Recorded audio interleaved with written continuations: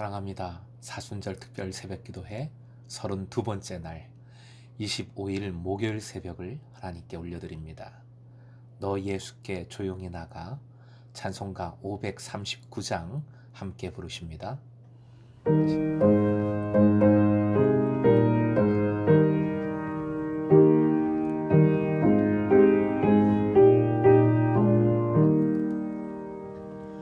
너 예수께 조용히 나가 내 모든 짐 내려놓고 주 십자가 사랑을 믿어 죄 사함을 너 받으라. 주 예수께 조용히 나가 내 마음을 쏟아놓으라. 늘은밀히 보시는 주님 그 은혜를 베푸시니 주 예수를 친구로 삼아 늘 내 옆에 모시어라. 그 영원한 생명샘 물에 내 마름 목축이어라. 주 예수께 조용히 나가 내 마음을 쏟아놓으라. 은밀히 보시는 주님 그 은혜를 베푸시니. 이 시간 조은숙 권사님 기도 인도해 주십니다. 오늘 하나님 아버지, 우리들의 삶이 날마다 은혜 가운데 살고 있음을 감사합니다. 그러나 주님, 우리들 믿음이 연약해서 말씀대로 살아내지 못하고 내 생각, 내 욕심, 내 마음을 앞세워 돌아서면 희미해져 있는 우리들의 믿음을 용서하여 주시옵시고 용납하여 주옵소서. 코로나로 인하여 모여서 예배하지 못하고 질병과 상처와 힘든 시간들이 길어지고 있습니다. 우리들을 회복시켜 주시옵시고 우리의 믿음이 하나님의 은혜로 잘 이것을 이겨낼 수 있도록 도와주시옵소서. 오늘 말씀을 전하는 목사님, 언제나 성령 충만함으로 말씀을 선포하게 하여 주시옵시고 말씀을 듣는 우리들도 깨닫는 은혜를 다하여 주시사 믿음이 더 깊어질 수 있도록 주님 도와주시옵소서. 우리를 사랑하신 예수님 이름으로 기도하옵나이다. 아멘. 오늘 허락하신 하나님 말씀 마태복음 27장 11절에서 14절까지의 말씀입니다. 함께 말씀을 읽겠습니다. 예수께서 총독 앞에 섰음에 총독이 물어 이르되 내가 유대인의 왕이냐? 예수께서 대답하시되 내 말이 옳도다 하시고 대제사장들과 장로들에게 고발을 당하되 아무 대답도 아니하시는지라.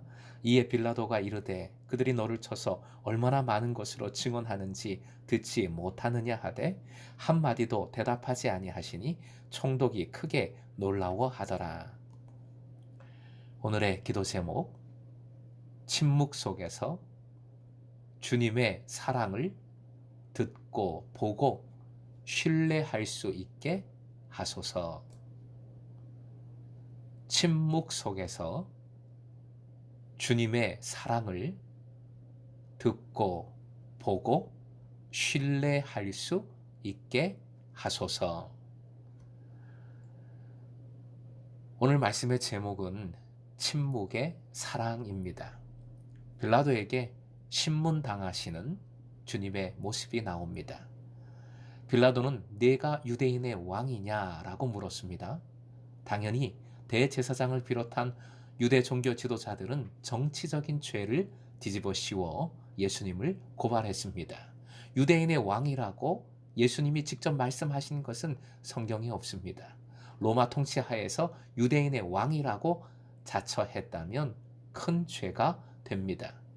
빌라도의 이 질문에 예수님은 내 말이 옳도다라고 대답하십니다. 원어상으로 하면 내가 그렇게 말하고 있구나. 조금 의역하면 이런 의미입니다. 그건 너의 말이다. 그건 너의 말이다. 즉 상대방의 말을 완전히 부정하지는 않았지만 본인의 뜻과는 다르다는 의미지요. 예수님은 유대인의 왕일 뿐만 아니라 만왕의 왕이시지요.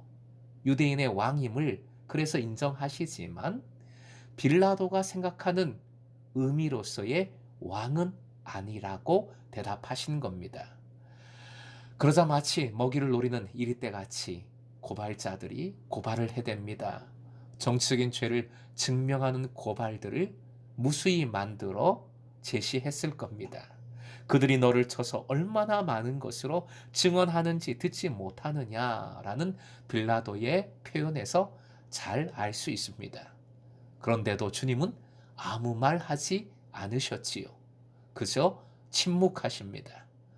이사야 53장 7절 말씀 화면 보시고 함께 읽겠습니다. 시작.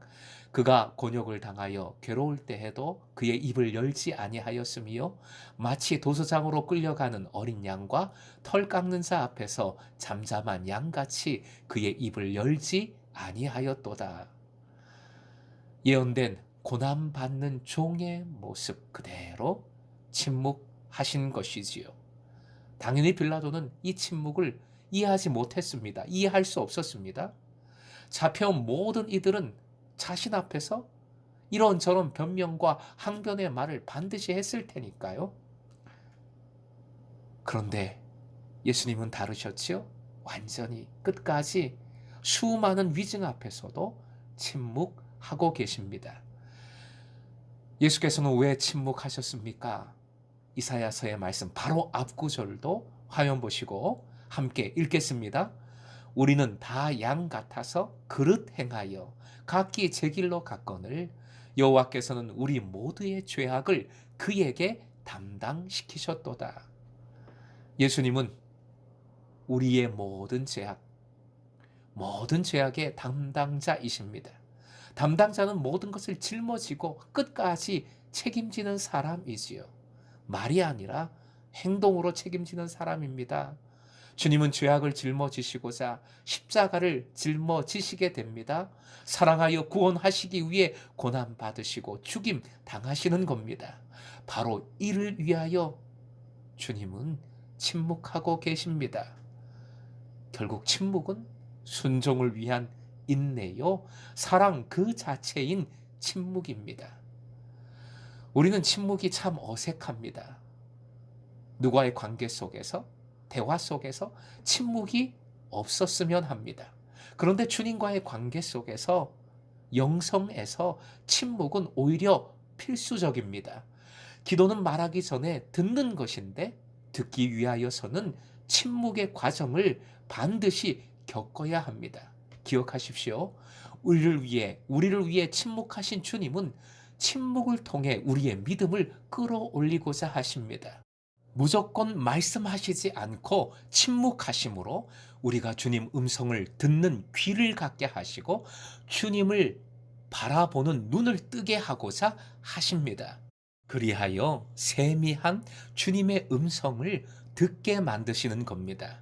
말씀을 묵상할 때 살아있어 골수를 쪼개는 능력의 말씀으로 깨닫고 누리게 만드시는 겁니다. 사랑하는 금성의 제자 여러분, 침묵을 힘들어하지 마십시오. 너무 내가 어렵다고 왜 말씀해 주시지 않냐고 원망하지 마십시오. 급한 응답만을 욕심내지 마십시오. 침묵을 신뢰하지 못하면 주님의 음성을 제대로 듣지 못합니다. 가짜로 듣게 됩니다. 내 생각을 응답으로 여기며 마귀의 유혹을 주님의 음성으로 잘못 들어 덥석 붙잡게 됩니다. 주님은 침묵이 공백이 아니라 아무것도 없는 상태가 아니라 오히려 사랑으로 가득히 채워진 것임을 깨닫길 원하십니다. 그래서 우리 모두가 침묵을 주님께서 들려주시는 사랑의 언어로 듣기를 갈망하십니다. 나는 침묵함으로 너를 사랑하고 구원하였단다. 십자가를 짊어졌단다. 지금도 너를 그렇게 사랑하고 있단다. 침묵은 이러한 주님의 사랑 고백인 줄 믿으시기 바랍니다. 침묵 속에서도 흔들리지 않고 주님의 사랑을 듣고 보고 신뢰할 수 있는 여러분 되시길 주님의 이름으로 축원합니다.